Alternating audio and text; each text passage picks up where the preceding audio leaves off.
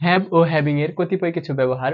Have O having আমরা বাক্যের মধ্যে বিভিন্ন অর্থে ব্যবহার করতে পারি, যেমন কোনো কিছু চাওয়া অর্থে ব্যবহার করতে পারি, আনন্দময় সময় কাটানো অর্থে, খাওয়া বা পান করা অর্থে, কোনো কিছু করে দেখতে চাওয়া অর্থে বা চেষ্টা করা অর্থে, পলাইট এক্সপ্রেশন হিসেবেও আমরা হ্যাভ ও হ্যাভিং এর ব্যবহার করতে পারি। এছাড়াও প্রত্যাশামূলক বাক্যে আমরা হ্যাভ ও হ্যাভিং ব্যবহার করতে পারি। যেমন আমরা যদি উদাহরণের মাধ্যমে যাই, কোনো কিছু চাওয়া অর্থে আমরা কিভাবে হ্যাভ ও হ্যাভিং এর ব্যবহার করতে পারি, আমরা ব্যবহার করতে পারি আমি কি তোমার মোবাইল পেতে পারি, তাহলে can I have your mobile.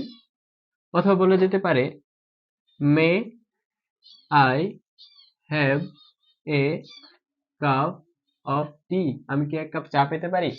আরো বলা যেতে পারে এরকম, আমি কি তোমার ঠিকানা পেতে পারি, তাহলে can I have your address, can I have your address. এগুলো কিন্তু সবগুলোই প্রশ্নবোধক বাক্য হবে। তারপরে আমরা আনন্দময় সময় কাটানো অর্থে কিভাবে হ্যাভ বা হ্যাভিং এর ব্যবহার করতে পারি।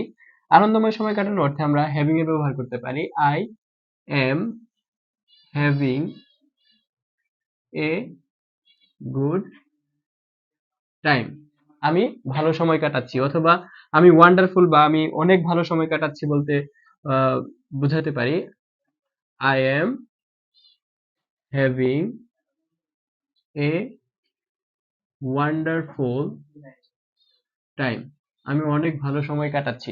তারপর কোনো কিছু খাওয়া বা পান করা অর্থে আমরা কিভাবে হ্যাভ ও হ্যাভিং এর ব্যবহার করতে পারি। কোনো কিছু খাওয়া বা পান করা অর্থে ব্যবহার করতে পারি হ্যাভ এ কাপ অফ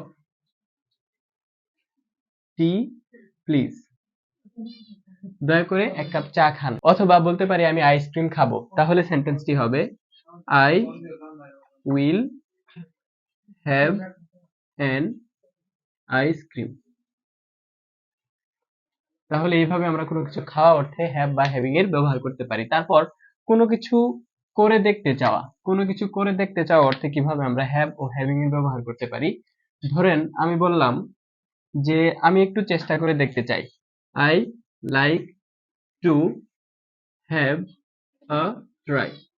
আবার বলা যেতে পারে আমি তার সাথে কথা বলে দেখতে চাই, তাহলে কি হবে I like to have talk with him. ঠিক আছে। তারপর পলাইট এক্সপ্রেশন হিসাবে আমরা কিভাবে হ্যাভ এর ব্যবহার করতে পারি, বলা যেতে পারে দয়া করে বসুন বা বসুন, তাহলে এইভাবে হবে have a seat, have a seat, দয়া করে বসুন।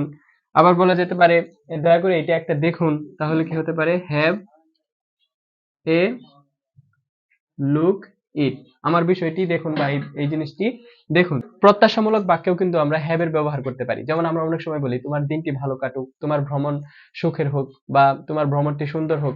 আবার অনেক সময় বলি তোমার ঘুম ভালো হোক, তাহলে এই সেন্টেন্স গুলো আমরা হ্যাভ ব্যবহার করে কিভাবে বলতে পারি হ্যাভ এ নাইস ড্রিম, অথবা হ্যাভ এ নাইস জার্নি, অথবা হ্যাভ এ নাইস ডে, এইভাবে। তাহলে হ্যাভ ও হ্যাভিং এর ব্যবহার আমরা এই সম্পর্কে জানলাম। এই যে এই বিষয়গুলোতে আমরা হ্যাভ ও হ্যাভিং এর ব্যবহার করতে পারি।